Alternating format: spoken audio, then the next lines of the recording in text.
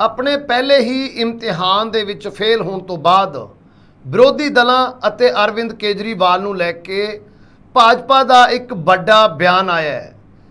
ਰਾਜ ਸਭਾ ਦੇ ਵਿੱਚ ਦਿੱਲੀ ਸੇਵਾ ਬਿੱਲ ਹੋਣ ਤੋਂ ਬਾਅਦ ਇਹ ਬਿਆਨ ਆਇਆ ਹੈ। ਬਿਆਨ ਦੇ ਵਿੱਚ ਆਖਰ ਭਾਜਪਾ ਵੱਲੋਂ ਅਰਵਿੰਦ ਕੇਜਰੀਵਾਲ ਦੇ ਸੰਬੰਧ ਵਿੱਚ ਕੀ ਕਿਹਾ ਗਿਆ ਹੈ ਤੇ ਨਾਲ ਹੀ ਨਾਲ ਉਹ ਕਿਹੜੀ ਜ਼ਰੂਰਤ ਸੀ ਜਿਹੜੀ ਦੱਸੀ ਗਈ ਵੀ ਜਿਸ ਜ਼ਰੂਰਤ ਕਾਰਨ ਇਹ ਬਿੱਲ ਲਿਆਉਣਾ ਜ਼ਰੂਰੀ ਸੀ। ਕੀ ਬੋਲੀ ਹੈ ਭਾਜਪਾ ਇਸ ਬਿੱਲ ਦੇ ਉੱਪਰ, ਗੱਲਬਾਤ ਇਸ ਦੇ ਉੱਪਰ ਕਰਾਂਗੇ। ਨਾਲ ਹੀ ਨਾਲ ਗੱਲਬਾਤ ਕਰਾਂਗੇ ਕੇਂਦਰ ਸਰਕਾਰ ਦੇ ਉੱਪਰ ਉੱਠ ਗਏ ਭਰੋਸੇ ਦੀ, ਕਿ ਸੱਚਮੁੱਚ ਸੁਪਰੀਮ ਕੋਰਟ ਨੂੰ ਕੇਂਦਰ ਸਰਕਾਰ ਤੋਂ ਭਰੋਸਾ ਉੱਠ ਗਿਆ, ਕਿਉਂਕਿ ਮਨੀਪੁਰ ਹਿੰਸਾ ਦੇ ਉੱਪਰ ਹੁਣ ਇੱਕ ਵੱਡੀ ਕਾਰਵਾਈ ਸੁਪਰੀਮ ਕੋਰਟ ਕਰਨ ਜਾ ਰਹੀ ਹੈ। ਕਿਹੜੀ ਕਾਰਵਾਈ ਹੈ, ਕਿਸ ਤਰੀਕੇ ਦੇ ਨਾਲ ਹੋਏਗੀ, ਗੱਲਬਾਤ ਇਸ ਦੇ ਉੱਪਰ ਵੀ ਕਰਾਂਗੇ। ਤੇ ਨਾਲ ਹੀ ਨਾਲ ਗੱਲਬਾਤ ਕਰਾਂਗੇ ਪੰਜਾਬ ਦੇ ਵਿੱਚ ਹੜ੍ਹਾਂ ਨੂੰ ਪ੍ਰਭਾਵਿਤ ਖੇਤਰਾਂ ਨੂੰ ਇੱਕ ਵੱਡਾ ਰਾਹਤ ਪੈਕੇਜ ਮਿਲ ਸਕਦਾ ਹੈ ਕੇਂਦਰ ਸਰਕਾਰ ਦੇ ਵੱਲੋਂ। ਇੱਕ ਵੱਡਾ ਕਦਮ ਕੇਂਦਰ ਸਰਕਾਰ ਦੇ ਵੱਲੋਂ ਚੁੱਕਿਆ ਗਿਆ ਹੈ। ਕਦਮ ਕੀ ਹੈ ਕਿ ਸੱਚਮੁੱਚ ਪੰਜਾਬ ਦੇ ਲਈ ਕੋਈ ਵੱਡਾ ਰਾਹਤ ਪੈਕੇਜ ਆਉਣ ਵਾਲਾ ਹੈ। ਗੱਲਬਾਤ ਇਸ ਦੇ ਉੱਪਰ ਵੀ ਕਰਾਂਗੇ। ਸਤਿ ਸ਼੍ਰੀ ਅਕਾਲ, ਮੈਂ ਲਖਵਿੰਦਰ ਸਿੰਘ ਮਾਨ ਤੇ ਤੁਸੀਂ ਦੇਖ ਰਹੇ ਹੋ ਖਬਰ ਸਵੇਰ। ਇਹਨਾਂ ਸਾਰੀਆਂ ਖਬਰਾਂ ਦੇ ਉੱਪਰ ਵਿਸਥਾਰ ਦੇ ਨਾਲ ਚਰਚਾ ਕਰਨ ਦੇ ਲਈ ਮੇਰੇ ਨਾਲ ਨੇ ਡਾਕਟਰ ਐਸਪੀ ਸਿੰਘ। ਸਭ ਤੋਂ ਪਹਿਲਾਂ ਸਵਾਗਤ ਕਰ ਲੈਂਦੇ ਹਾਂ ਡਾਕਟਰ ਸਾਹਿਬ। ਸਵਾਗਤ ਹੈ ਜੀ ਪ੍ਰੋਗਰਾਮ। ਸ਼ੁਕਰੀਆ ਜੀ ਡਾਕਟਰ ਸਾਹਿਬ, 3 ਮਹੀਨੇ ਤੋਂ ਜ਼ਿਆਦਾ ਸਮਾਂ ਤਕਰੀਬਨ ਹੋ ਚੁੱਕਿਆ ਹੈ ਮਨੀਪੁਰ ਹਿੰਸਾ, ਜਿਸ ਨੂੰ ਲੈ ਕੇ ਲਗਾਤਾਰ ਸੰਸਦ ਦੇ ਵਿੱਚ ਵੀ ਮੌਨਸੂਨ ਸੈਸ਼ਨ ਦੇ ਵਿੱਚ ਵੀ ਵਿਰੋਧੀਆਂ ਦੇ ਨਿਸ਼ਾਨੇ ਦੇ ਉੱਪਰ ਕੇਂਦਰ ਸਰਕਾਰ ਤੇ ਮਨੀਪੁਰ ਸਰਕਾਰ। ਲੇਕਿਨ ਹੁਣ ਇਸ ਤੋਂ ਅੱਗੇ ਵਧਦੇ ਹੋਏ ਸੁਪਰੀਮ ਕੋਰਟ ਦੇ ਵੱਲੋਂ ਇੱਕ ਵੱਡੀ ਕਾਰਵਾਈ ਦੇ ਸੰਦੇਸ਼ ਦਿੱਤਾ ਗਿਆ ਹੈ, ਇੱਕ ਵੱਡੀ ਕਾਰਵਾਈ ਦੀ ਸ਼ੁਰੂਆਤ ਕੀਤੀ ਗਈ ਹੈ। ਕਿਵੇਂ ਦੇਖ ਰਹੇ ਹੋ ਕਿ ਕੇਂਦਰ ਸਰਕਾਰ ਦੇ ਉੱਪਰੋਂ ਸੁਪਰੀਮ ਕੋਰਟ ਦਾ ਭਰੋਸਾ ਉੱਠ ਚੁੱਕਿਆ ਹੈ? ਕਿਉਂ ਆਪਣੇ ਪੱਧਰ ਦੇ ਉੱਪਰ ਹੁਣ ਜਾਂਚ ਕਰਾਉਣ ਦੀ ਗੱਲ ਸੁਪਰੀਮ ਕੋਰਟ ਕਰਦੀ ਨਜ਼ਰ ਆ ਰਹੀ ਹੈ, ਤੇ ਕਿਸ ਪੱਧਰ ਤੇ ਕਿਸ ਤਰੀਕੇ ਦੇ ਨਾਲ ਇਹ ਜਾਂਚ ਹੋਵੇਗੀ? ਕਿਵੇਂ ਦੇਖ ਰਹੇ ਹੋ ਇਸ ਪੂਰੇ ਮਾਮਲੇ ਨੂੰ? ਦੇਖੋ, ਜਿਹੜੀ ਗੱਲ ਤੁਸੀਂ ਕਹੀ ਹੈ ਕਿ ਕੇਂਦਰ ਸਰਕਾਰ ਪ੍ਰਤੀ ਜਿਹੜਾ ਬੇਭਰੋਸਗੀ ਜਿਹੜੀ ਹੈ ਉਸ ਦਾ ਇਹ ਸਬੂਤ ਹੈ ਕਿ ਸੁਪਰੀਮ ਕੋਰਟ ਨੇ 42 SIT ਜਿਹੜੀਆਂ ਨੇ ਉਹ ਬਣਾਈਆਂ ਨੇ। ਜੇਕਰ ਤੁਸੀਂ ਇਤਿਹਾਸਕ ਪ੍ਰਕਰਨ ਵਿੱਚ ਦੇਖੋਗੇ ਤੇ ਭਾਵੇਂ ਦਿੱਲੀ ਦੇ ਜਿਹੜੇ ਨੇ ਉਹ ਕਤਲੇਆਮ ਹੋਵੇ, ਭਾਵੇਂ ਗੋਧਰਾ ਦਾ ਹੋਵੇ, ਜਾਂ ਦਿੱਲੀ ਦੇ ਵਿੱਚ ਜਿਹੜਾ ਮੁਸਲਮਾਨ ਵਿਰੋਧੀ ਹੋਇਆ ਸੀ ਸ਼ਹੀਨ ਬਾਗ ਦਾ ਹੋਵੇ, ਹਰ ਮਾਮਲੇ ਦੇ ਵਿੱਚ ਕੇਂਦਰ ਸਰਕਾਰ ਜਿਹੜੀ ਹੈ ਉਹ ਐਕਸ਼ਨ ਕਰਕੇ ਉਸ ਤੋਂ ਬਾਅਦ ਕਮੇਟੀਆਂ ਬਣਾ ਕੇ ਬਰੀ ਹੋ ਜਾਂਦੀ ਰਹੀ ਹੈ। ਔਰ ਕੋਈ ਸਥੂਲ ਕਦਮ ਜਾਂ ਕੋਈ ਸਥੂਲ ਜਿਹੜਾ ਕੋਈ ਰਸਤਾ ਜਿਹੜਾ ਹੈ ਉਹ ਬਣਾਇਆ ਜਾਏ ਤਾਂ ਕਿ ਇਹੋ ਜਿਹੇ ਘਟਨਾਵਾਂ ਨਾ ਹੋਣ। ਇਸ ਗੱਲ ਨੂੰ ਜਿਹੜਾ ਸਾਹਮਣੇ ਰੱਖਦੇ ਹੋਏ ਸੁਪਰੀਮ ਕੋਰਟ ਨੇ 42 SIT ਜਿਹੜੀਆਂ ਨੇ ਬਣਾਈਆਂ ਨੇ। ਹੁਣ 42 SIT ਬਣਾਉਣ ਦਾ ਮਤਲਬ ਇਹ ਹੈ ਕਿ ਇਹ ਬੜੀ ਕੁਇਕ ਜਿਹੜੇ ਨੇ ਉਹ ਡਿਸੀਜ਼ਨ ਹੋਣਗੇ। ਇਹ ਨਹੀਂ ਕਿ ਸਾਲਾਂ ਬੱਧੀ ਜਿਹੜੇ ਨੇ ਇਹ ਪੈਸੇ ਲਟਕਣਗੇ। ਜਿੱਥੋਂ ਤੱਕ ਭਾਰਤ ਦੀ ਰਾਜਨੀਤੀ ਦਾ ਸੰਬੰਧ ਹੈ ਕਿ ਜਿਸ ਵੇਲੇ ਪਾਰਲੀਮੈਂਟ ਡੈਮੋਕ੍ਰੇਸੀ ਦੇ ਵਿੱਚ ਜਿਸ ਵੇਲੇ ਪਾਰਲੀਮੈਂਟ ਔਰ ਕਾਰਜਕਾਰੀ ਜਿਹੜੀ ਹੈ ਫੇਲ ਹੋ ਜਾਏ ਤੇ ਫਿਰ ਜਿਹੜਾ ਉਹ ਚੌਥਾ ਥੰਮ ਜਿਹੜਾ ਹੈ ਉਹ ਕੰਮ ਆਉਂਦਾ ਹੈ, ਜਾਂ ਪੱਤਰਕਾਰੀ ਵਾਲਾ ਤੇ ਜਾਂ ਫਿਰ ਤੀਜਾ ਥੰਮ ਹੁੰਦਾ ਹੈ ਜੁਡੀਸ਼ਰੀ ਦਾ। ਸੋ ਇੱਥੇ ਜੁਡੀਸ਼ਰੀ ਜਿਹੜੀ ਹੈ ਜਿਹੜਾ ਉਹਨੇ ਕਦਮ ਚੁੱਕਿਆ ਹੈ ਇਹਦੇ ਕਈ ਮਾਇਨੇ ਬੇਭਰੋਸਗੀ ਵਾਲਾ ਮਾਨਾ ਤੇ ਇੱਕ ਸਾਡੇ ਸਾਹਮਣੇ ਹੈ ਹੀ ਹੈ। ਪਰ ਨਾਲ ਤੁਸੀਂ ਇਹ ਵੀ ਦੇਖੋ ਕਿ ਇਸ ਕਮੇਟੀ ਬਣਾਉਣ ਦਾ ਮਤਲਬ ਇਹ ਹੈ ਕਿ ਜਿਹੜੀਆਂ 2024 ਦੇ ਵਿੱਚ ਹੋਣ ਵਾਲੀਆਂ ਚੋਣਾਂ ਨੇ, ਜਿਨ੍ਹਾਂ ਤੋਂ ਪਹਿਲਾਂ ਕਈ ਤਰ੍ਹਾਂ ਦੇ ਦੰਗੇ ਫਸਾਦ ਹੋਣ ਦੇ ਖਦਸ਼ੇ ਜਿਹੜੇ ਨੇ ਪ੍ਰਗਟਾਏ ਜਾ ਰਹੇ ਨੇ ਵੋਟਾਂ ਬਟੋਰਨ ਲਈ, ਉਸ ਨੂੰ ਵੀ ਠੱਲ ਪਏਗੀ ਜਿਸ ਵੇਲੇ ਇਹ ਲੱਗੇਗਾ ਕਿ ਸੁਪਰੀਮ ਕੋਰਟ ਜਿਹੜੀ ਹੈ ਇਹਨਾਂ ਮਾਮਲਿਆਂ 'ਚ ਸਖਤ ਹੈ ਤੇ ਕੋਈ ਵੀ ਅਜਿਹੇ ਦੰਗੇ ਕਰਵਾ ਕੇ ਵੋਟਾਂ ਬਟੋਰਨ ਦੀ ਜੇ ਨੀਤੀ ਹੋਏਗੀ ਤੇ ਉਸ ਵੀ ਬਦਨਾਮੀ ਹੋਏਗੀ। ਸੋ ਇਸ ਨੂੰ ਸ਼ੁਭ ਕਦਮ ਕਹਿਣਾ ਚਾਹੀਦਾ ਔਰ ਇਹ ਕਹਿਣਾ ਚਾਹੀਦਾ ਹੈ ਕਿ ਭਾਰਤ ਦੀ ਰਾਜਨੀਤੀ ਦੇ ਵਿੱਚ ਇਹ ਬਹੁਤ ਵੱਡਾ ਕਦਮ ਨਹੀਂ ਹੈ, ਬਹੁਤ ਵੱਡਾ ਮੋੜ ਹੈ। ਔਰ ਜੇਕਰ ਕਹੀਏ ਕ੍ਰਾਂਤੀਕਾਰੀ ਮੋੜ ਹੈ ਕਿ ਇਹਨਾਂ ਰਾਈਟਸ ਨੂੰ ਜਾਂ ਇਹ ਜਿਹੜੇ ਕਤਲੇਆਮ ਜਿਹੜੇ ਹੁੰਦੇ ਨੇ ਉਹਨਾਂ ਨੂੰ ਠੱਲ ਪਾਉਣ ਦਾ ਇੱਕ ਵਧੀਆ ਤਰੀਕਾ ਕੋਈ। ਔਰ ਤੁਸੀਂ ਇਹ ਵੀ ਦੇਖੋ ਕਿ ਇਹ SIT ਜਿਹੜੀਆਂ ਨੇ ਇਹਨਾਂ ਦੀਆਂ ਸਾਰੀਆਂ ਡਿਟੇਲ ਔਰ ਇਹਦੇ ਵਿੱਚ ਜਿਹੜਾ DGP ex-DGP ਮਹਾਰਾਸ਼ਟਰ ਜਿਹੜਾ ਉਹਨੂੰ ਮੁਖੀ ਲਾਣਾ, ਫਿਰ ਜਿਹੜਿਆਂ ਨੇ ਉਹ ਵੱਖ-ਵੱਖ ਸਟੇਟਸ ਉੱਤੋਂ ਜਿਹੜੇ ਨੇ ਉਹ DSP SP ਰੈਂਕ ਦੇ ਆਫਿਸਰ ਜਿਹੜੇ ਨੇ ਉਹ ਕਮੇਟੀਆਂ ਬਣਾ ਕੇ ਲਾਣੇ ਔਰ ਫਿਰ ਸਮਾਂਬੱਧ ਢੰਗ ਦੇ ਨਾਲ ਇਸ ਦੇ ਉੱਤੇ ਕੰਮ ਕਰਨਾ और ये सारे फैसले जिहड़े सुप्रीम कोर्ट ने जो सुनाया है उस वेले जिहड़ा है वो मणिपुर का DGP और मुख्य सचिव की प्रेजेंस से सुनाया है ताकि एक संदेश जिहड़ा दिता है। मणिपुर वाली घटना जिहड़ी है वो दिल दहलाने वाली है और शर्मसार होने वाली है और भारत की लोकतंत्र के लिए जिहड़ा बड़ा वड्डा खप्पा है।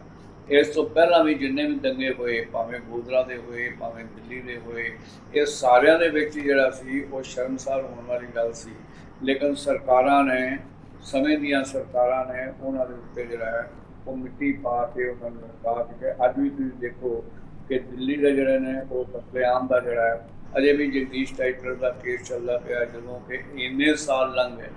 ਸੋ ਮੈਨੂੰ ਤੇ ਇਸ ਤਰ੍ਹਾਂ ਲੱਗਦਾ ਹੈ ਕਿ ਸੁਪਰੀਮ ਕੋਰਟ ਦੇ ਵਿੱਚ ਜਿਹੜੇ ਵੀ ਜੱਜ ਨੇ ਔਰ ਵੈਸੇ ਸਮੁੱਚੇ ਹੀ ਜੱਜ ਜਿਹੜੇ ਨੇ ਸਾਰੇ ਵਧਾਈ ਦੇ ਪਾਤਰ ਨੇ ਕਿ ਲੋਕਤੰਤਰ ਨੂੰ ਬਚਾਉਣ ਲਈ ਉਹਨਾਂ ਇੱਕ ਇਤਿਹਾਸਕ ਕਦਮ ਚੁੱਕਿਆ ਹੈ ਔਰ ਇਸ ਦੇ ਨਾਲ ਆਉਣ ਵਾਲੇ ਸਮੇਂ ਦੇ ਵਿੱਚ ਵੀ ਜਿਹੜੇ ਸੁਰੱਖਿਅਤ ਲੋਕ ਵੀ ਹੋ ਸਕਣਗੇ, ਮਿਨੋਰਟੀਜ਼ ਵੀ ਸੁਰੱਖਿਅਤ ਹੋ ਸਕਣਗੇ ਔਰ ਵੋਟਾਂ ਦੀ ਰਾਜਨੀਤੀ ਦੀ ਜਿਹੜੇ ਵਿੱਚ ਪ੍ਰੋਗਰਾਮ ਹੁੰਦਾ ਹੈ ਉਸ ਨੂੰ ਵੀ ਠੱਲ ਪਏਗੀ। ਇਸ ਦਾ ਜਿੰਨਾ ਵੀ ਸਵਾਗਤ ਕੀਤਾ ਜਾਏ ਉਹ ਘੱਟ ਹੈ। ਡਾਕਟਰ ਸਾਹਿਬ, ਪਰ ਜਿਸ ਤਰੀਕੇ ਨਾਲ ਸੁਪਰੀਮ ਕੋਰਟ ਨੇ ਕਿਹਾ ਵੀ ਕਾਨੂੰਨ ਅਤੇ ਸ਼ਾਸਨ ਦੇ ਵਿੱਚ ਭਰੋਸਾ ਬਹਾਲ ਕਰਨ ਦੇ ਲਈ ਇਹ ਕਮੇਟੀਆਂ ਬਣ ਰਹੀਆਂ ਨੇ ਜਾਂ ਇਹ SIT ਬਣ ਰਹੀਆਂ ਨੇ ਤੇ ਨਾਲ ਹੀ ਨਾਲ ਜਿਸ ਤਰੀਕੇ ਨੇ ਉਹਨਾਂ ਨੇ ਕਿਹਾ ਵੀ ਜੋ 11 ਪਹਿਲਾਂ CBI ਦੇ ਟੀਮਾਂ ਜਾਂਚ ਕਰ ਰਹੀਆਂ ਨੇ ਆਪਣੇ ਆਪਣੇ ਪੱਧਰ ਤੇ ਉਹ ਆਪਣੀ ਜਾਂਚ ਕਰਦੇ ਰਹਿਣਗੀਆਂ ਨਾਲ, ਲੇਕਿਨ ਉਹਨੇ ਇੱਕ ਅਹਿਮ ਫੈਸਲਾ ਇਹ ਵੀ ਲਿਆ ਵੀ ਵੱਖ-ਵੱਖ ਸੂਬਿਆਂ ਦੇ DSP ਰੈਂਕ ਦੇ ਅਧਿਕਾਰੀ ਸ਼ਾਮਿਲ ਹੋਣਗੇ CBI ਦੀ ਉਸ ਜਾਂਚ ਦੇ ਵਿੱਚ ਜਿਹੜੀ ਜਾਂਚ ਔਰਤਾਂ ਦੇ ਖਿਲਾਫ ਹੋਏ ਅਪਰਾਧਾਂ ਦੀ ਜਾਂਚ ਕਰ ਰਹੀ ਹੈ। ਇਹਦਾ ਮਤਲਬ ਕੀ ਹੈ ਵੀ ਕਾਨੂੰਨ ਦੇ ਵਿੱਚ ਭਰੋਸਾ ਉੱਠ ਗਿਆ, ਕਾਨੂੰਨ ਤੋਂ ਕਿ ਸ਼ਾਸਨ ਤੋਂ ਭਰੋਸਾ ਉੱਠ ਗਿਆ ਤੇ ਨਾਲ CBI ਦੀ ਜਾਂਚ ਦੇ ਵਿੱਚ ਬਾਹਰੀ ਸੂਬਿਆਂ ਦੇ 5 DSP ਨੂੰ ਲਿਆਉਣ ਦਾ ਮਤਲਬ ਕੀ ਹੈ? ਕਿਵੇਂ ਦੇਖ ਰਹੇ ਹੋ ਸੁਪਰੀਮ ਕੋਰਟ ਦੇ ਇਹਨਾਂ ਫੈਸਲਿਆਂ ਨੂੰ? ਦੇਖੋ ਸੁਪਰੀਮ ਜਿੱਥੋਂ ਤੱਕ ਗੱਲ ਬੇਭਰੋਸਗੀ ਦੀ ਹੈ ਤੁਹਾਡੇ ਸਾਹਮਣੇ ਜਿਵੇਂ ਉਦਾਹਰਨਾਂ ਨੇ ਦਿੱਲੀ ਦੇ ਕਤਲੇਆਮ ਦੀ, ਗੋਧਰਾ ਦੇ ਕਤਲੇਆਮ ਦੀ, ਦਿੱਲੀ ਦੇ ਵਿੱਚ ਮੁਸਲਮਾਨ ਵਿਰੋਧੀ ਜਿਹੜਾ ਕਤਲੇਆਮ ਦੀ, ਜਿੱਥੇ ਕਿਤੇ ਵੀ ਜਿਹੜੇ ਨੇ ਉਹ ਦੰਗੇ ਜਾਂ ਕਤਲੇਆਮ ਕਰਵਾਇਆ ਗਿਆ ਉਸ ਤੋਂ ਬਾਅਦ ਨਤੀਜਾ ਕੋਈ ਨਹੀਂ ਨਿਕਲਿਆ ਔਰ ਉਹਦੇ ਵਿੱਚ ਸਮੇਂ ਦੀਆਂ ਸਰਕਾਰਾਂ ਭਾਵੇਂ ਉਹ ਕਾਂਗਰਸੀ ਸਰਕਾਰ ਸੀ ਤੇ ਭਾਵੇਂ BJP ਦੀਆਂ ਸਰਕਾਰਾਂ ਸਨ ਇਹਨਾਂ ਸਾਰਿਆਂ ਨੇ ਉਹਨਾਂ ਦੇ ਉੱਤੇ ਮਿੱਟੀ ਪਾਈ ਔਰ ਇੱਕ ਨੁਕਸਾਨ ਕਰਕੇ ਘੱਟ ਗਿਣਤੀਆਂ ਦਾ ਜਾਂ ਇੱਕ ਫਿਰਕਿਆਂ ਦਾ ਉਸ ਦੇ ਵਿੱਚ ਜਿਹੜਾ ਸੀ ਉਹ ਵੋਟਾਂ ਦੀ ਰਾਜਨੀਤੀ ਜਿਹੜੀ ਸੀ ਉਹ ਲਈ ਗਈ। ਸੋ ਇਸ ਨੂੰ ਤੁਸੀਂ ਬੇਭਰੋਸਗੀ ਮੰਨੋ, ਹਰ ਹਾਲਤ ਵਿੱਚ ਮੰਨੋ ਔਰ ਬੇਭਰੋਸਗੀ ਨੂੰ ਭਰੋਸਗੀ ਦੇ ਵਿੱਚ ਬਦਲਣ ਲਈ ਸੁਪਰੀਮ ਕੋਰਟ ਦਾ ਜਿਹੜਾ ਇਹ ਇੱਕ ਇਤਿਹਾਸਕ ਕਦਮ ਹੈ ਔਰ ਉਸ ਦੇ ਵਿੱਚ ਵੀ ਉਹਨਾਂ ਨੇ ਮਣੀਪੁਰ ਪੁਲਿਸ ਦੇ ਉੱਤੇ ਵੀ ਕੋਈ ਵਿਸ਼ਵਾਸ ਨਹੀਂ ਕੀਤਾ, ਮੂਲ ਤੌਰ ਦੇ ਉੱਤੇ CBI ਦੇ ਉੱਤੇ ਵੀ ਨਹੀਂ ਕੀਤਾ ਕਿਉਂਕਿ CBI ਵੀ ਜਿਵੇਂ ਕਹਿੰਦੇ ਨੇ ਤੋਤਾ ਬਣ ਗਿਆ ਹੈ। ਇਸ ਕਰਕੇ ਇਸ ਦੇ ਵਿੱਚ ਵੱਖ-ਵੱਖ ਸੂਬਿਆਂ ਦੇ ਪੁਲਿਸ ਅਫਸਰ ਔਰ ਸੁਪਰੀਮ ਕੋਰਟ ਦੀ ਨਿਗਰਾਨੀ ਵਿੱਚ CBI ਵੀ ਕੰਮ ਕਰੇਗੀ। ਇਹ ਸਾਰੇ ਦੇ ਸਾਰੀ ਗੱਲ ਦਾ ਮਤਲਬ ਇਹ ਹੈ ਕਿ ਸੁਪਰੀਮ ਕੋਰਟ ਐਡਮਿਨਿਸਟ੍ਰੇਸ਼ਨ ਨੂੰ ਜਿਹੜੀ ਕਿ ਇਹੋ ਜਿਹੇ ਦੰਗੇ ਕਰਵਾਉਣ ਵਿੱਚ ਚੁੱਪ ਰਹਿੰਦੀ ਹੈ ਉਹਨਾਂ ਨੂੰ ਵੀ ਫਿਰ ਅਜਿਹਾ ਕਤਲੇਆਮ ਵਾਲਾ ਕੰਮ ਜਾਂ ਅਜਿਹੀਆਂ ਘਟਨਾਵਾਂ ਜਿਹੜੀਆਂ ਨੇ ਉਹ ਅਦਾਲਤ ਵੱਲੋਂ ਪ੍ਰਵਾਨ ਨਹੀਂ ਕੀਤੀਆਂ ਜਾਣਗੀਆਂ। ਹੁਣ ਸਭ ਦੇਖਣ ਵਾਲੀ ਗੱਲ ਇੰਨੀ ਹੋਏਗੀ ਕਿ ਇਹ ਜਾਂਚ ਦੀ ਰਿਪੋਰਟ ਕਦੋਂ ਤੱਕ ਆਉਂਦੀ ਹੈ ਔਰ ਉਸ ਦੇ ਵਿੱਚ ਜਿਹੜੇ ਨਿਕਲੇ ਸਿੱਟੇ ਨੇ ਉਹਨਾਂ ਦੇ ਅਨੁਸਾਰ ਸਜ਼ਾਵਾਂ ਦੇਣ ਲਈ ਜਿਹੜੀ ਹੈ ਉਹ ਕੀ ਜਿਹੜੀ ਹੈ ਉਹ ਨੀਤੀ ਅਪਣਾਈ ਜਾਂਦੀ ਹੈ। ਜੇਕਰ ਇਹ ਨਤੀਜੇ ਫੁੱਲ ਅਖੀਰ ਤੱਕ ਸਜ਼ਾਵਾਂ ਤੱਕ ਜੇਕਰ ਇਹ ਮਣੀਪੁਰ ਵਾਲੇ ਸਿੱਟ ਜਿਹੜੀ ਹੈ ਇਹ ਫੈਸਲਾ ਕਰੇਗੀ ਤੇ ਇਹਦੇ ਵਿੱਚ ਸਾਰੀ ਭਾਰਤੀ ਜਨਤਾ ਜਿਹੜੀ ਹੈ, ਭਾਰਤੀ ਜਨਤਾ ਪਾਰਟੀ ਨਹੀਂ, ਭਾਰਤੀ ਜਨਤਾ ਭਾਰਤੀ ਲੋਕ ਜਿਹੜੇ ਨੇ ਉਹਨਾਂ ਵਿੱਚ ਵਿਸ਼ਵਾਸ ਪੈਦਾ ਹੋ ਕੇ ਔਰ ਉਹਨਾਂ ਤੋਂ ਵੀ ਵੱਧ ਵਿਸ਼ਵਾਸ ਪੈਦਾ ਹੋਵੇਗਾ ਘੱਟ ਗਿਣਤੀਆਂ ਦਾ, ਕਬੀਲਿਆਂ ਦਾ, ਵੱਖ-ਵੱਖ ਛੋਟੇ-ਛੋਟੇ ਜਿਹੜੇ ਸੂਬਿਆਂ ਦੇ ਵਿੱਚ ਵੱਖ-ਵੱਖ ਜਾਤ ਬਰਾਦਰੀਆਂ ਦਾ ਜਿਨ੍ਹਾਂ ਦਾ ਕਤਲੇਆਮ ਜਿਹੜਾ ਉਹ ਕੀਤਾ ਜਾਂਦਾ ਔਰ ਇਹਦੇ ਨਾਲ ਜੇਕਰ ਨਤੀਜਾ ਪੁਣੇ ਹੋਵੇਗੀ ਤੇ ਭਾਰਤ ਦੀ ਲੋਕਤੰਤਰ ਦੀ ਮਜ਼ਬੂਤੀ ਦੇ ਵਿੱਚ ਇਹ ਮੀਲ ਪੱਥਰ ਹੋਏਗਾ। ਜੀ ਬਿਲਕੁਲ ਬਿਲकुल ਸਰ, ਬਿਲकुल। ਪਰ ਦੂਸਰੇ ਪਾਸੇ ਆਪਾਂ ਇਹ ਵੀ ਕਹਿ ਸਕਦੇ ਹਾਂ ਕਿ ਵਿਰੋਧੀਆਂ ਨੂੰ ਇੱਕ ਵੱਡਾ ਮੁੱਦਾ ਇੱਕ ਵਾਰ ਫਿਰ ਤੋਂ ਮਿਲਿਆ ਕਿਉਂਕਿ ਲਗਾਤਾਰ ਮਣੀਪੁਰ ਦੇ ਮਾਮਲੇ ਦੇ ਉੱਪਰ ਵਿਰੋਧੀ ਮਜਬੂਰ ਕਰ ਰਹੇ ਨੇ ਕੇਂਦਰ ਸਰਕਾਰ ਨੂੰ ਤੇ ਪ੍ਰਾਈਮ ਮਿਨਿਸਟਰ ਨੂੰ ਬੋਲਣ ਦੇ ਲਈ। ਹੁਣ 11 ਤਰੀਕ ਨੂੰ ਭਾਵੇਂ ਕਿ ਕੱਲ ਅਮਿਤ ਸ਼ਾਹ ਜੀ ਇਹ ਕਹਿੰਦੇ ਨਜ਼ਰ ਆਏ ਨੇ ਸੈਸ਼ਨ ਦੇ ਵਿੱਚ ਵੀ 11 ਤਰੀਕ ਨੂੰ ਮਨੀਪੁਰ ਤੇ ਅਸੀਂ ਬਿਲਕੁਲ ਰੈਡੀ ਹਾਂ ਬੋਲਣ ਨੂੰ, ਹਰ ਇੱਕ ਗੱਲ ਦਾ ਜਵਾਬ ਦਿੱਤਾ ਜਾਏਗਾ। ਲੇਕਿਨ ਜਿਸ ਤਰੀਕੇ ਦੇ ਨਾਲ ਸੁਪਰੀਮ ਕੋਰਟ ਨੇ ਇਹ ਕਦਮ ਉਠਾਇਆ ਹੈ, ਇੱਕ ਵਾਰ ਫਿਰ ਤੋਂ ਬੈਕਫੁੱਟ ਤੇ ਜਾਂਦੀ ਹੋਈ ਨਜ਼ਰ ਆਏਗੀ ਵਿਰੋਧੀਆਂ ਦੇ ਸਾਹਮਣੇ ਕੇਂਦਰ ਸਰਕਾਰ। ਹੁਣ 11 ਤਰੀਕ ਨੂੰ ਮਨੀਪੁਰ ਦੇ ਮਾਮਲੇ ਦੇ ਉੱਪਰ ਜੀ एक गल स्पष्ट तौर के उत्ते तुसीं देखो कि दरअसल पार्लीमेंट दे विच इस बहस तो भजन की जिहड़ी नीति भारतीय जनता पार्टी ने बनाई सी और प्राइम मिनिस्टर तक जिहड़े ने वो सदन में इहदे बारे कोई बयान नहीं सन दिंदे।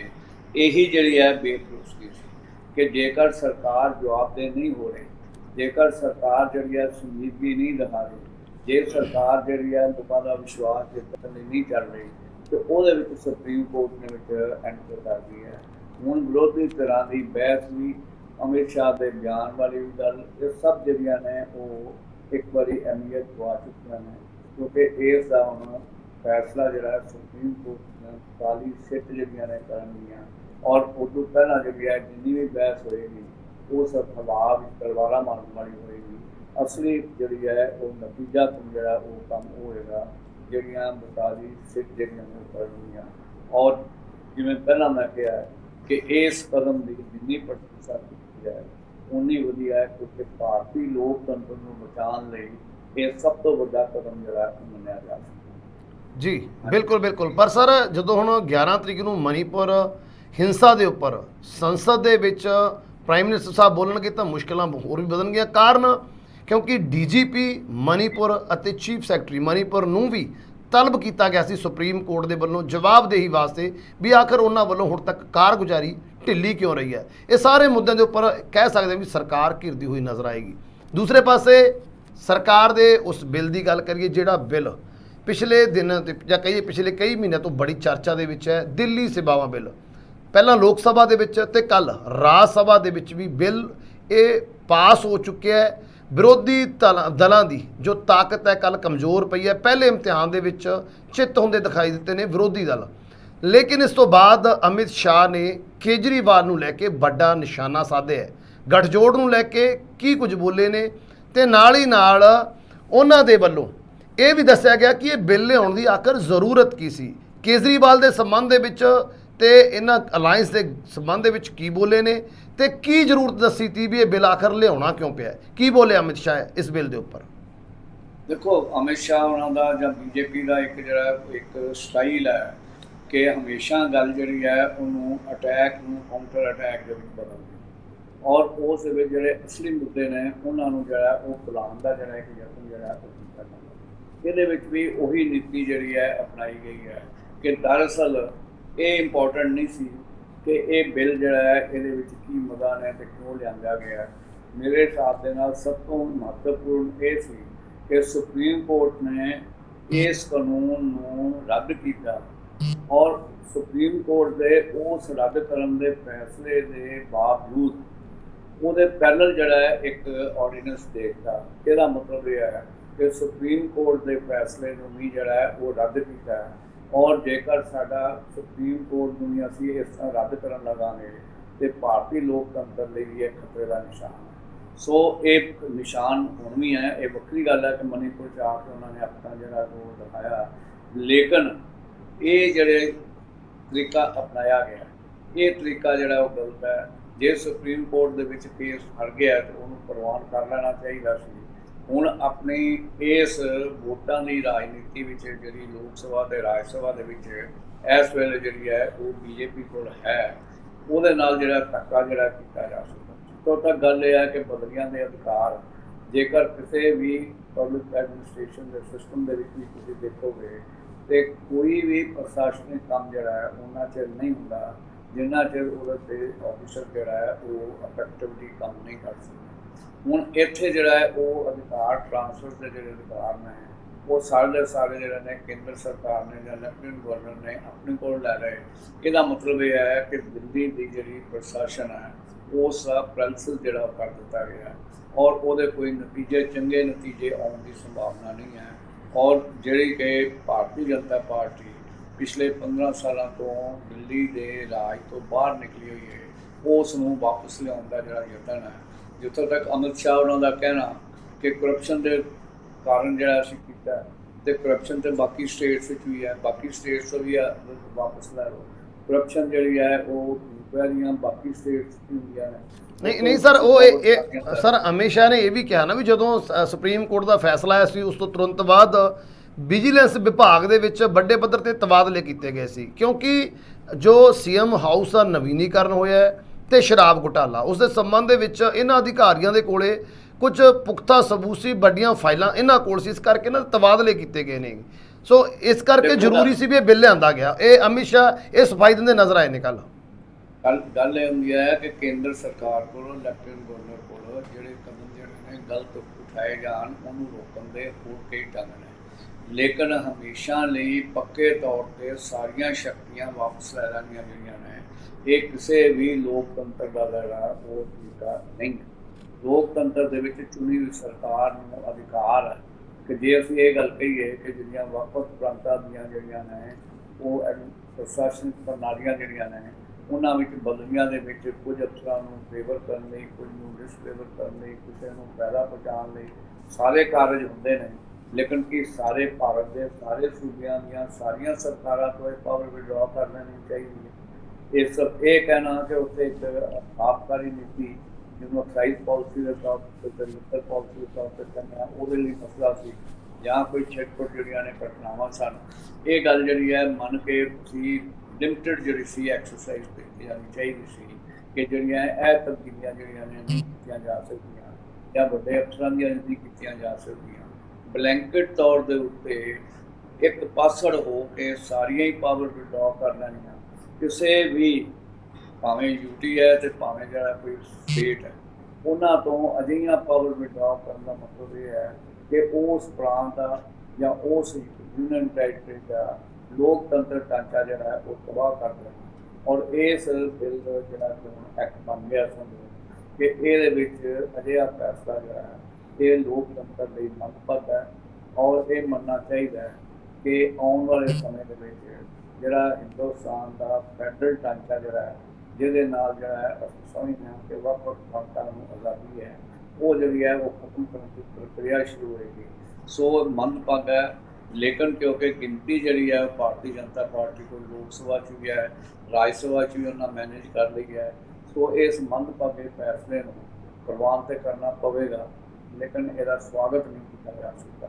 ਰਾਦਰ ਇਹ ਕਿਹਾ ਜਾ ਸਕਦਾ ਹੈ ਕਿ ਲੋਕਤੰਤਰ ਦੇ ਵਿੱਚ ਇਹ ਇੱਕ ਕਾਲਾ ਧੱਬੇ ਵਾਂਗ ਜਿਹੜਾ ਸਾਬਤ ਹੋਇਆ। ਦੂਜੀ ਗੱਲ ਜਿਹੜੀ ਅਮਿਤ ਸ਼ਾਹ ਉਹਨਾਂ ਨੇ ਕਹੀ ਹੈ ਕਿ ਗੱਠਜੋੜ ਟੁੱਟ ਜਾਏਗਾ, ਦਰਅਸਲ ਅਮਿਤ ਸ਼ਾਹ ਉਹਦੀ ਗੱਠਜੋੜ ਕੋਈ ਜ਼ਿਆਦਾ ਡਰਦੇ ਨੇ।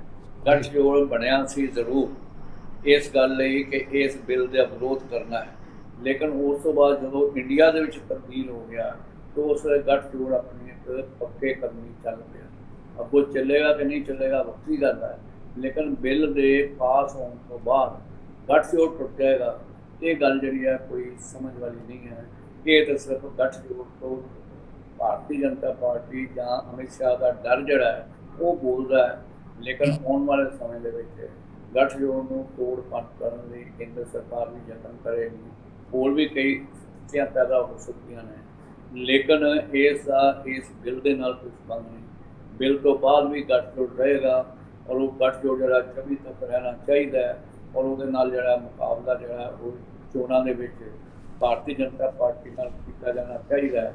ਇਹਦੇ ਨਾਲ ਤੇ ਡੈਮੋਕ੍ਰੇਸੀ ਦਾ ਜਿਹੜਾ ਤੁਸੀਂ ਆਧਾਰ ਵੇਖ ਸਕਦੇ ਹੋ।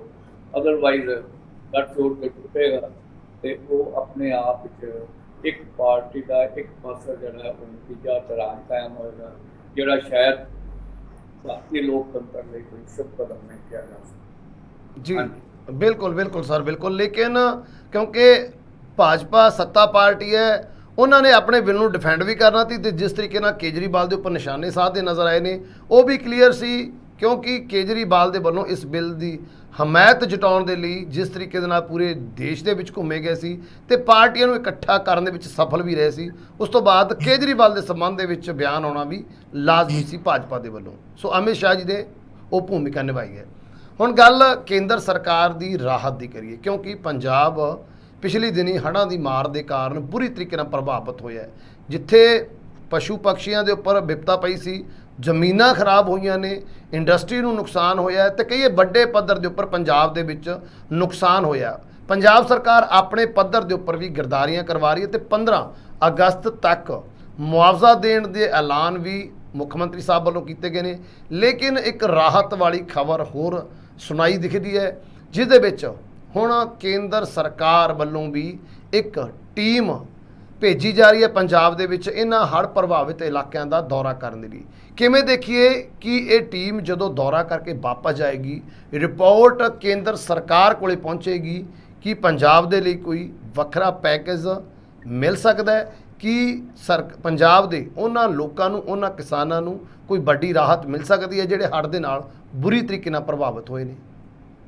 ਦੇਖੋ, ਅੰਦਾਜ਼ਾ ਵੀ ਨਹੀਂ ਲਾਇਆ ਜਾ ਸਕਦਾ, ਲੇਕਿਨ ਇਸ ਗੱਲ ਜਿਹੜੀ ਹੈ ਸਪਸ਼ਟ ਹੈ ਕਿ ਇਹ ਵੱਡੀ ਰਾਹਤ ਜਿਹੜੀ ਹੈ ਪੰਜਾਬ ਨੂੰ ਮਿਲੇਗੀ। ਉਹ ਇਸ ਕਰਕੇ ਕਿ ਇਹ ਟੀਮ ਦਾ ਆਉਣਾ ਰਾਜਨੀਤੀ ਤੋਂ ਜਿਹੜਾ ਪ੍ਰੇਰਿਤ ਹੈ। ਉਹ ਰਾਜਨੀਤੀ ਜਿਹੜੀ ਭਗਵੰਤ ਮਾਨ ਵੀ ਕਹਿੰਦੇ ਸੀ ਕਿ ਅਸੀਂ ਮੰਗਦੇ ਨਹੀਂ, ਅਸੀਂ ਕੇਂਦਰ ਤੋਂ ਸਹਾਇਤਾ ਮੰਗਦੀ ਨਹੀਂ, ਸਾਡੇ ਕੋਲ ਆਪਣੇ ਕੋਲ ਬੜਾ ਪੈਸਾ ਆਇਆ, ਅਸੀਂ ਆਪ ਖਰਚਾਂਗੇ, ਔਰ ਉਹਨਾਂ ਨੇ ਕੇਂਦਰ ਸਰਕਾਰ ਦੇ ਉੱਤੇ ਜ਼ੋਰ ਵੀ ਨਹੀਂ ਪਾਇਆ।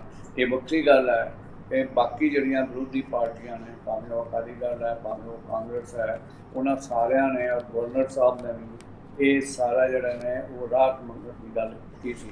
ਲੇਕਿਨ ਪੰਜਾਬ ਸਰਕਾਰ ਨੇ ਸਪਸ਼ਟ ਤੌਰ ਉੱਤੇ ਰਾਹਤ ਵਾਲੀ ਗੱਲ ਜਿਹੜੀ ਉਹ ਨਹੀਂ ਕੀਤੀ। ਲੇਕਿਨ ਉਸ ਗੱਲ ਦੇ ਬਾਵਜੂਦ ਕਿ ਪੰਜਾਬ ਸਰਕਾਰ ਨੇ ਜ਼ੋਰ ਨਹੀਂ ਪਾਇਆ, ਪੰਜਾਬ ਸਰਕਾਰ ਨੇ ਵਿੱਚ ਬਹੁਤ ਆਪਣਾ ਭਰੋਸਾ ਵੀ ਨਹੀਂ ਰੱਖਿਆ, ਲੇਕਿਨ ਫਿਰ ਵੀ ਟੀਮ ਦਾ ਆ ਜਾਣ ਦਾ ਮਤਲਬ ਇਹ ਹੈ ਕਿ ਕੇਂਦਰ ਸਰਕਾਰ ਦੀ ਜਿਹੜੀ ਹੈ ਉਹ ਰਾਜਨੀਤੀ ਦੇ ਵਿੱਚ ਪੰਜਾਬ ਦੇ ਵਿੱਚ ਆਮ ਆਦਮੀ ਪਾਰਟੀ ਪ੍ਰਤੀ ਬੇਭਰੋਸਗੀ ਪੈਦਾ ਕਰਨ ਲਈ ਇਹ ਰਾਹਤ ਦੇ ਕੇ ਇਹ ਸਿੱਧ ਕਰੇਗੀ ਕਿ ਕੇਂਦਰ ਸਰਕਾਰ ਪੰਜਾਬ ਸਰਕਾਰ ਦੀ ਗੈਰ ਸੰਜੀਦਗੀ ਦੇ ਵਿੱਚ ਹੁੰਦੇ ਹੋਏ ਵੀ ਮਦਦ ਜਿਹੜੀ ਆ ਉਹ ਕਰੇਗੀ।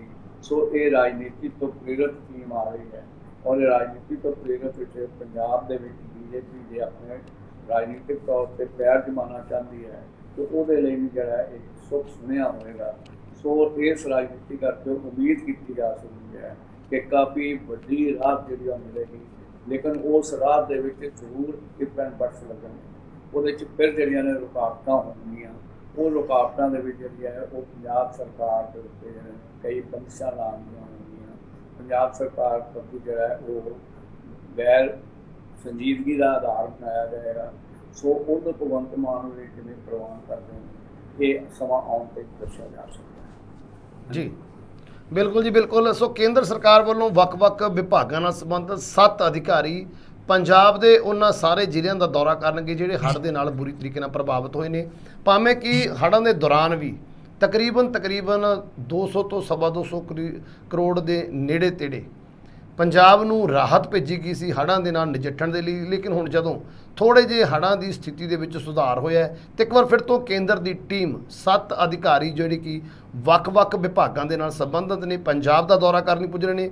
ਸੋ ਆਪਣੇ ਨਿਰੀਖਣ ਦੇ ਵਿੱਚ ਕਿਸ ਤਰ੍ਹਾਂ ਦੀ ਰਿਪੋਰਟ ਬਣਾ ਕੇ ਲੈ ਕੇ ਜਾਣਗੇ ਤੇ ਉਸ ਰਿਪੋਰਟ ਦੇ ਆਧਾਰ ਦੇ ਉੱਪਰ ਕੀ ਪੰਜਾਬ ਦੇ ਲੋਕਾਂ ਨੂੰ ਵੱਡੀ ਰਾਹਤ, ਪੰਜਾਬ ਦੇ ਉਹਨਾਂ ਕਿਸਾਨਾਂ ਨੂੰ ਜਿਨ੍ਹਾਂ ਦੀ ਜ਼ਮੀਨ, ਜਿਨ੍ਹਾਂ ਦੀਆਂ ਫਸਲਾਂ ਬੁਰੀ ਤਰੀਕੇ ਨਾਲ ਪ੍ਰਭਾਵਿਤ ਹੋਈਆਂ ਨੂੰ, ਉਹਨਾਂ ਨੂੰ ਕੋਈ ਵੱਡੀ ਰਾਹਤ ਮਿਲੇਗੀ। ਇਹ ਹੁਣ ਟੀਮ ਦੀ ਜਾਂਚ ਅਤੇ ਉਹਨਾਂ ਦੀ ਰਿਪੋਰਟ ਦੇ ਉੱਪਰ ਆਧਾਰਿਤ ਹੋਏਗਾ। ਲੇਕਿਨ ਉਮੀਦ ਹੈ ਕੀਤੀ ਜਾ ਰਹੀ ਜਿਸ ਤਰੀਕੇ ਨਾਲ ਕੇਂਦਰ ਦੇ ਵੱਲੋਂ ਆਪਣੀ ਟੀਮ ਭੇਜੀ ਜਾ ਰਹੀ ਹੈ, ਰਾਹਤ ਪੰਜਾਬ ਦੇ ਲੋਕਾਂ ਦੇ ਲਈ ਕੇਂਦਰ ਵੱਲੋਂ ਜ਼ਰੂਰ ਆਵੇਗੀ। ਸੋ ਡਾਕਟਰ ਸਾਹਿਬ, ਤੁਸੀਂ ਗੱਲਬਾਤ ਕਰਨ ਦੇ ਲਈ ਸਾਡੇ ਨਾਲ ਜੁੜੇ ਉਹਦੇ ਲਈ ਤੁਹਾਡਾ ਬਹੁਤ-ਬਹੁਤ ਧੰਨਵਾਦ। ਸ਼ੁਕਰੀਆ ਜੀ। ਸੋ ਇਸ ਸਨ ਡਾਕਟਰ SP ਸਿੰਘ, ਜਿਨ੍ਹਾਂ ਦੇ ਵੱਲੋਂ ਅੱਜ ਦੀਆਂ ਇਹਨਾਂ ਐਨ ਖਬਰਾਂ ਦੇ ਉੱਪਰ ਵਿਸਥਾਰ ਦੇ ਨਾਲ ਚਰਚਾ ਕੀਤੀ ਗਈ ਹੈ। ਤੁਹਾਨੂੰ ਇਹ ਚਰਚਾ ਕਿਵੇਂ ਲੱਗੀ ਕਮੈਂਟ ਕਰਕੇ ਜ਼ਰੂਰ ਦੱਸਿਓ। ਅਗਲੇ ਪ੍ਰੋਗਰਾਮ ਵਿੱਚ ਫਿਰ ਤੋਂ ਸਾਡੀ ਹੋਏਗੀ ਮੁਲਾਕਾਤ। ਉਦੋਂ ਤੱਕ ਦਿਓ ਇਜਾਜ਼ਤ। ਧੰਨਵਾਦ।